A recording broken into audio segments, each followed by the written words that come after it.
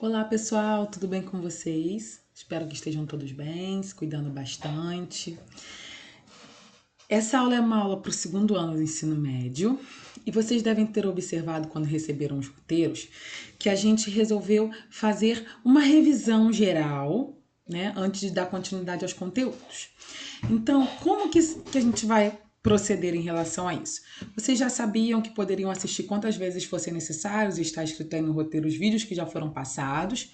E aí eu fiz uma seleção de exercícios, levando em consideração os conteúdos do primeiro livro, e aí parei, né, fiz referente ao livro 1, e na semana que vem, no próximo encontro, referente ao livro 2. Então, vamos lá para essa nossa atividade, tá bom? O que eu vou fazer? Eu vou fazer a correção comentando, e se ainda assim ficar alguma dúvida, manda essa dúvida através do e-mail, do zap, para a gente poder resolver, tá? Então, nessa número 1, questão bem fácil, muito tranquila. O gráfico representa relação entre trabalho e totalidade de imóveis rurais no Brasil, tá? Que característica desta estrutura fundiária brasileira está evidenciada no gráfico apresentado? Olha o que a gente consegue observar nesse gráfico. Estamos falando de imóveis rurais. Estamos falando, então, de concentração de terras. Muito tranquila. Então, a opção certa, letra A. A concentração de terras nas mãos de poucos. Vamos para 2. Na 2. Perdão. Bota aqui. Foi. O processo de modernização agrícola, iniciado no final do século XIX, com os avanços de energia a vapor, da mecânica, da genética vegetal, dos descobrimentos da química agrícola, tem continuidade em âmbito mundial. Nos setores agrários capitalizados, essa segunda revolução agrícola, apoiada por um conjunto de incentivos e políticas agrárias nos Estados Unidos e na Europa, e daí para os países em desenvolvimento, ficou conhecida internacionalmente como... Galera, a gente já conversou sobre isso. Revolução Verde. Agora eu quero falar um pouquinho sobre esse assunto. Na Revolução Verde, a ideia era expandir, principalmente com os países emergentes, todo o desenvolvimento tecnológico empregado na agricultura que já era usado pelos Estados Unidos e pela Europa. E qual a finalidade disso? Para aumentar a oferta de alimentos para que se terminasse com a fome. Então, todo esse processo, ele recebeu esse nome, Revolução Verde. Quais seriam esses processos na prática? Uso de mecanização, biotecnologia,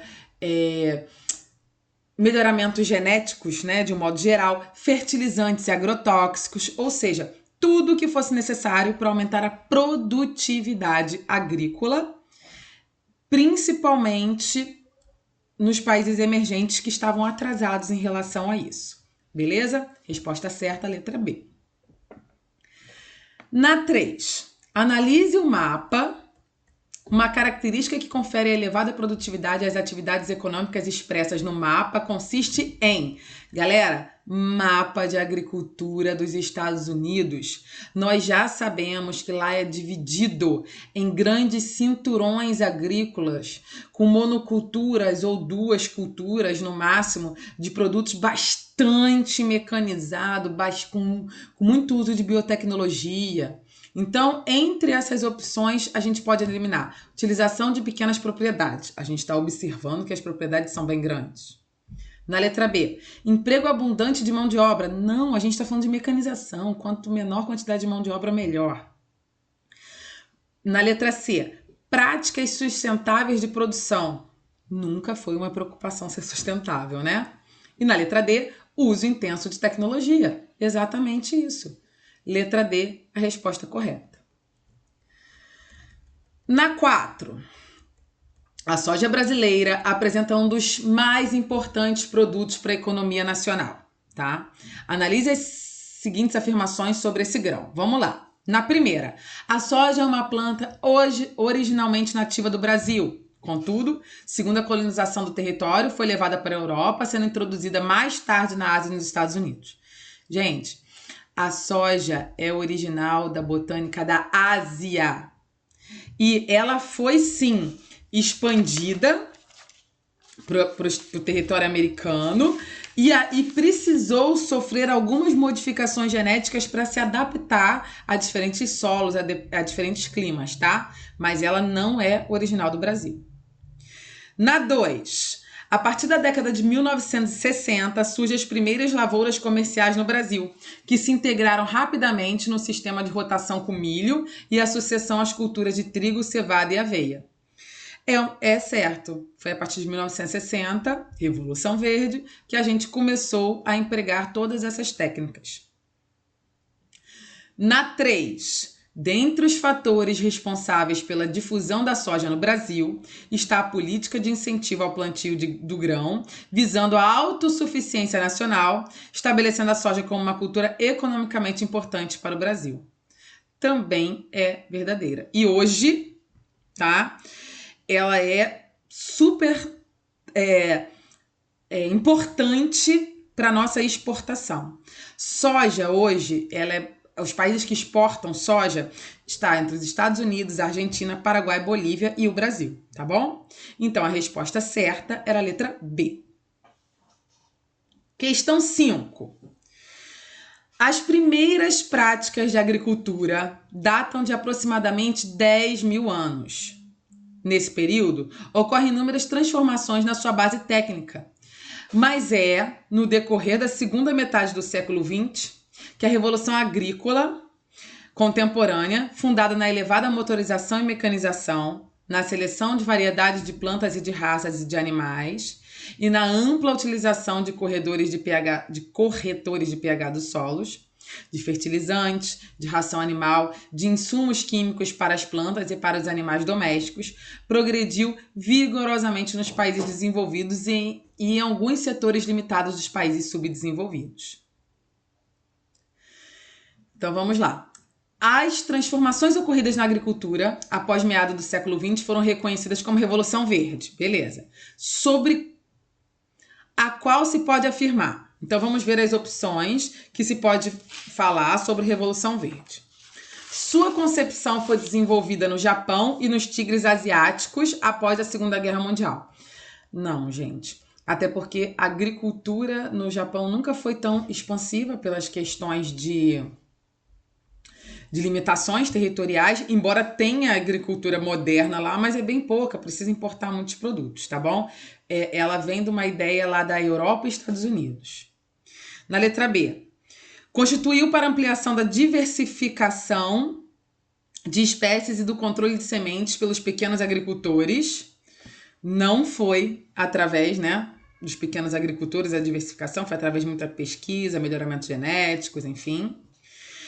Seus parâmetros produtivos estavam fundados, desde a sua origem, em preservar e proteger a biodiversidade. Não mesmo, tá?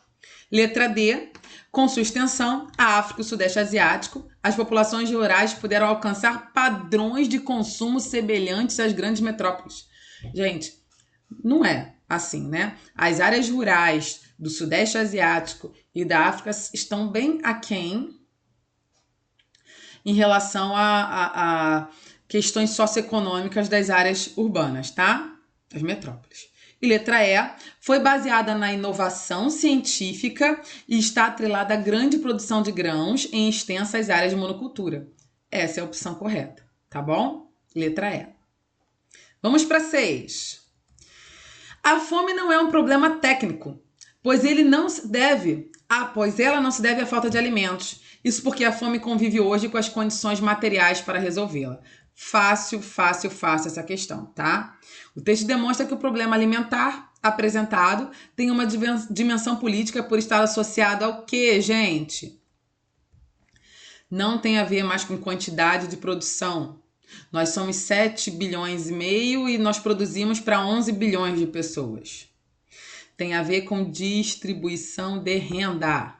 Então, a opção correta era a letra B, padrão de distribuição de renda, tá bom? Na 7, Uma empresa norte-americana de bioenergia está expandindo suas operações para o Brasil para explorar o mercado de pinhão manso. Com sede na Califórnia, a empresa desenvolveu sementes híbridas de pinhão manso, oleaginosa, utilizada hoje na produção de biodiesel e querosene de aviação. Tá? Então a gente já conseguiu captar aí que houve melhoramento genético nesse produto que que usávamos no Brasil para ir para outros lugares com climas no qual sofreram adequações para se enquadrar nesses lugares, tá? A partir do texto, a melhoria agronômica das sementes de pinhão manso abre para o Brasil uma oportunidade de, vamos lá, ampliar as regiões produtoras pela adaptação do cultivo e diferentes condições climáticas. É essa a opção certa, letra A. Vamos ver por que não, as outras não estão certas. Beneficiar os pequenos produtores camponeses de óleo para venda direta ao varejo. Não, porque seria monoculturas nas mãos de grandes fazendeiros, não seria para o produtor camponês, tá? Letra C. Abandonar a energia automotiva derivada do petróleo em favor das fontes alternativas.